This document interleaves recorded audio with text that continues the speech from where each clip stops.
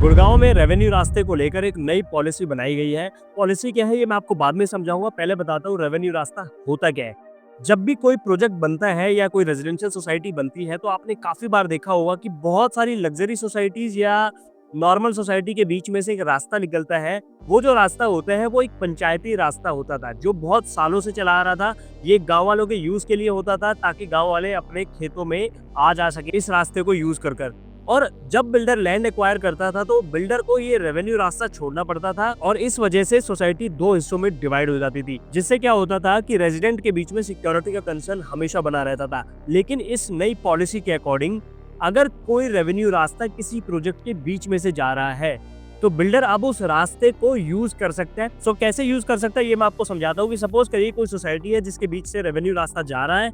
अब रेवेन्यू रास्ते के एक साइड रहने वाले रेजिडेंट और दूसरी साइड रहने वाले रेजिडेंट को दोनों पार्ट्स को यूज करने में प्रॉब्लम होती थी। अब बिल्डर नई पॉलिसी के अकॉर्डिंग उस रेवेन्यू रास्ते के ऊपर से फुटओवर ब्रिज बना सकता है, कोई सबवे भी बना सकता है या फिर कोई डक्टिंग भी डाल सकता है किसी भी वेंटिलेशन के लिए। अब ये पॉलिसी जो सिर्फ 6 क्रम के रेवेन्यू रास्ते पर ही इंप्लीमेंट होगी। 6 क्रम मतलब 10 मीटर जितने चौड़े रोड जो होते हैं उन पे ये पॉलिसी इंप्लीमेंट होगी। मैं इस रेवेन्यू रास्ते पर डिटेल वीडियो भी बना दूंगा। मिलता हूँ आपसे अगले शॉर्ट में।